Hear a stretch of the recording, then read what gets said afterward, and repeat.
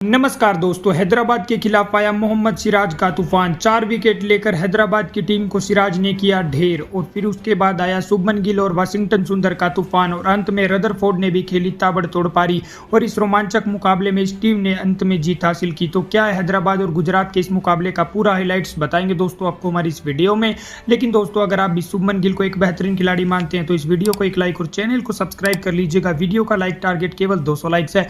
दोस्तों, आज IPL 2025 का 19वां मुकाबला हैदराबाद वर्सेस गुजरात टाइटंस की टीम के बीच खेला गया, जहां गुजरात की टीम ने टॉस जीतकर पहले गेंदबाजी करने का फैसला किया। वहीं पहले बल्लेबाजी करने उतरी हैदराबाद की टीम की तरफ से अभिषेक शर्मा और ट्रेविस हेड ने पारी की शुरुआत की। लेकिन इस मुकाबले में हैदराबाद की टीम की शुरुआत बेहद ही खराब रहती है। पहले ही ओवर में 2 चौके खाने के बाद मोहम्मद सिराज 8 रन के स्कोर पर ट्रेविस हेड को आउट कर देते हैं और 9 रन के स्कोर पर हैदराबाद को पहला बड़ा झटका लगता है। फिर उसके बाद अभिषेक शर्मा का साथ निभाने ईशान किशन आते हैं और इन दोनों बल्लेबाजों के बीच भी शानदार पार्टनरशिप होती है। हालांकि विकेट गिरने की वजह से दोनों बल्लेबाज थोड़ी धीमी बल्लेबाजी कर रहे थे, लेकिन मोहम्मद सिराज ने 18 रन के स्कोर पर अभिषेक शर्मा को भी आउट कर दिया और हैदराबाद की टीम को 38 रन के स्कोर पर दूसरा बड़ा झटका दिया।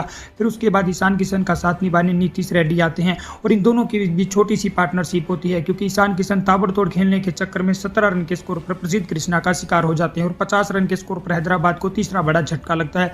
फिर उसके बाद नीतीश रेड्डी का साथ निभाने विकेट कीपर बल्लेबाज क्लासन आते हैं और इन दोनों के बीच शानदार पार्टनरशिप होती है। हालांकि विकेट गिरने की वजह से नीतीश रेड्डी काफी धीमी बल्लेबाजी कर रहे थे, वो 100 की स्ट्राइक रेट से भी रन नहीं बना पा रहे थे, लेकिन दूसरे छोर पर क्लासन तेजी से रन बनाने लगे।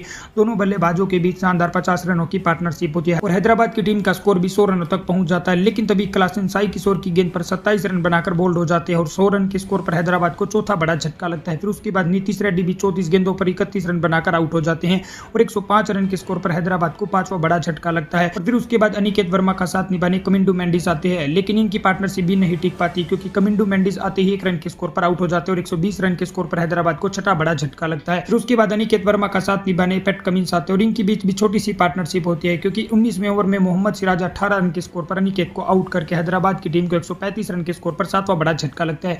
फिर उसके बाद मोहम्मद सिराज उसी ओवर में समरजीत को भी आउट कर देते हैं और 135 रन पर हैदराबाद को 8वां बड़ा झटका लगता है।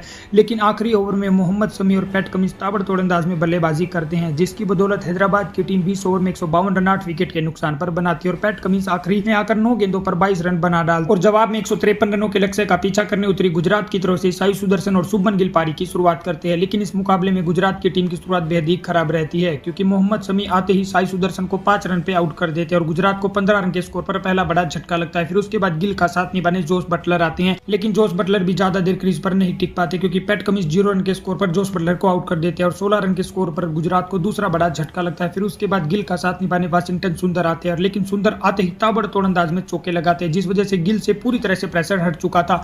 वाशिंगटन सुंदर ने जिस तरह से बल्लेबाजी की, पूरी तरह से प्रेशर हैदराबाद की टीम पर आ चुका था। दोनों बल्लेबाज पावर प्ले में ही गुजरात की टीम को 50 रनों तक पहुंचाते हैं। शुभमन गिल एक छोर पर धीमी बल्लेबाजी करके सुंदर का साथ दे रहे थे। फिर उसके बाद गिल ने भी हाथ खोलने शुरू किए और दोनों बल्लेबाजों ने गुजरात की टीम को 100 रनों के पार पहुंचाया। शुभमन गिल अपना शानदार अर्धशतक पूरा करते हैं।